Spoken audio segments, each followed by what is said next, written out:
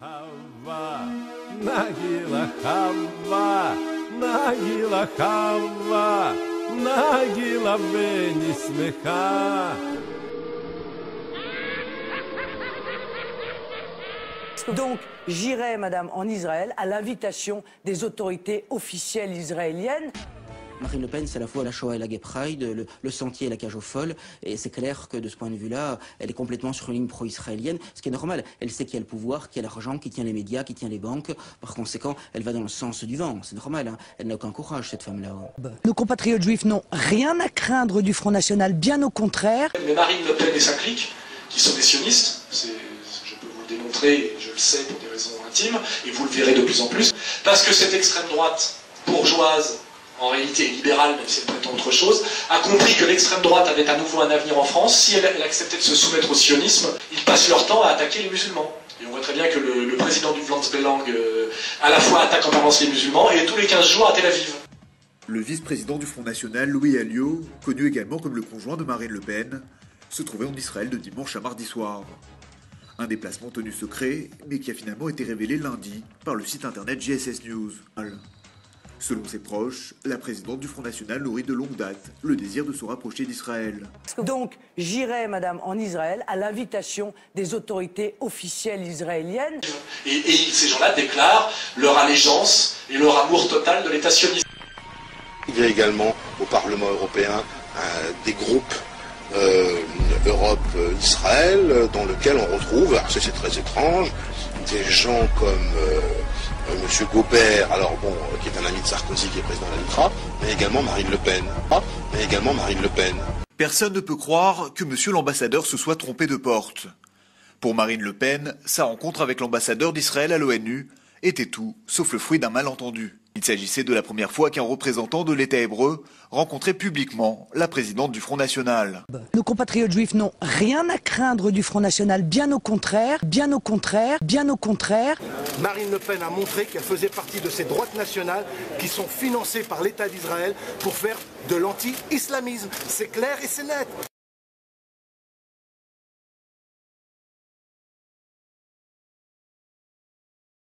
Il y a une chose qui monte, ce sont les menaces à l'égard de nos compatriotes juifs, dont l'immense majorité sont les victimes de fondamentalistes islamiques. Personne ne doit être conduit contre son gré ou à son insu à manger halal. Ce sera halal et rien d'autre. Eh bien, ceci est un véritable scandale. Je trouve qu'il s'agit là d'une violation très grave de la laïcité.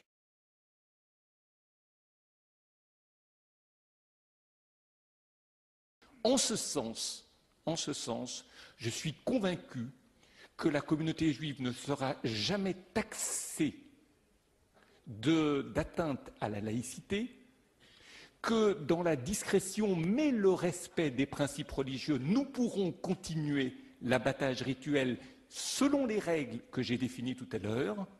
Et à ce titre, je sais pouvoir compter sur le pouvoir politique pour mesurer notre confiance, savoir qu'ils nous font confiance et continuer main dans la main pour que nos lois religieuses soient respectées.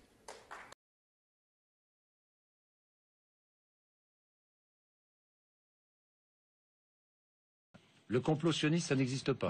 À vos yeux? Non. Non? Non. Bon.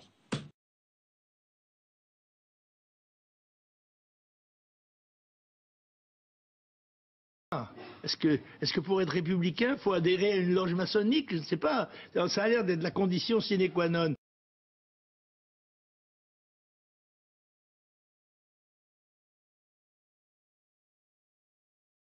L'ouverture façon Marine Le Pen, ça donnait ça en juin dernier. Gilbert Collard est l'invité VIP, mais un autre converti attire ce jour-là notre attention. Sur ses boutons de manchette, le symbole de la franc-maçonnerie. Le compas du grand architecte. Et ce que je veux vous dire aujourd'hui, c'est que chez vous, aujourd'hui, c'est chez moi. Un franc-maçon applaudi par des frontistes, la scène est étonnante. Surtout quand on se souvient des sorties virulentes de Jean-Marie Le Pen depuis 30 ans. La presse gauchiste et maçonne pressée contre nous. Il n'est peut-être pas mauvais que le grand maître du Grand Orient ait révélé publiquement le rôle que joue cette organisation secrète dans le complot d'esprit contre le Front National. Le CRIF et le Grand Orient de France du même côté, ça ne m'étonne pas. Je dirais même que ça me rassure. Une diatribe qu'on n'entend plus dans la bouche de Marine Le Pen. Des francs-maçons bienvenus au front. Sur les francs-maçons comme sur le reste, Jean-Marie suit désormais à la lettre la ligne imposée par Marine. Bonjour Monsieur Le Pen. Est-ce que c'est une ouverture qui peut aller jusqu'à accueillir des francs-maçons au Front National? Je crois qu'il y en a déjà, je pense. Depuis longtemps? J'en sais rien, mais je crois qu'il y en a. En tous les cas, il n'y avait pas d'objection à ce qu'il y en ait.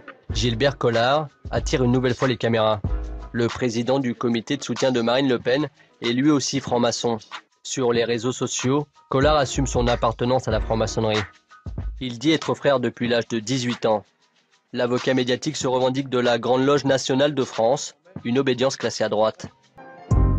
Le Douguet, Collard, des francs-maçons assumés au service de la normalisation du nouveau front. Une double appartenance pas encore facile à assumer face caméra. Et des références nouvelles pour le Front National. De quoi séduire certains francs-maçons. C'est le cas de cet ancien grand maître qui préfère rester discret. Est-ce que le FN est plus fréquentable aujourd'hui? Parce qu'il n'a rien changé. C'est indiscutable, bien sûr. Ça ne pose pas les mêmes problèmes. Aujourd'hui, recevoir Marine Le Pen dans une loge, est-ce que c'est envisageable? Il y a de plus en plus de loges qui ne seraient pas contre le fait de vous recevoir et de parler avec vous. Écoutez, je pense que sur un certain nombre de sujets, on peut effectivement parler de l'avenir de la France. Alors, y a-t-il une stratégie du Front National pour attirer les francs-maçons? S'il y a des gens qui sont au Front National et qui ont de surcroît une partie, qui participent de surcroît à des loges, tant mieux, tant mieux, tant mieux. Des frères bienvenus au Front National, ça énerve les tenants de l'extrême droite à l'ancienne. Exemple, Thomas Joly, désormais secrétaire général du Parti de la France, un mouvement qui regroupe des déçus du FN.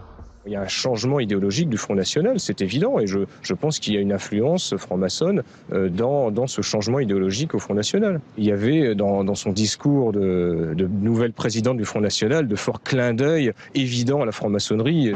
Et en fait, il y a deux réseaux puissants aujourd'hui qui disent à Marine Le Pen, tu peux y aller à condition de taper sur les musulmans, car nous ne pouvons pas assumer la responsabilité historique de ce racisme qui ne dit pas son nom. C'est Israël, parce qu'il faut que le conflit de civilisation puisse sauver ce pays qui n'est plus sauvable par les droits de l'homme, l'anticolonialisme et l'antiracisme, voilà. Et aussi le réseau laïque français qui est très puissant, qui s'appelle le réseau maçonnique, réseau maçonnique.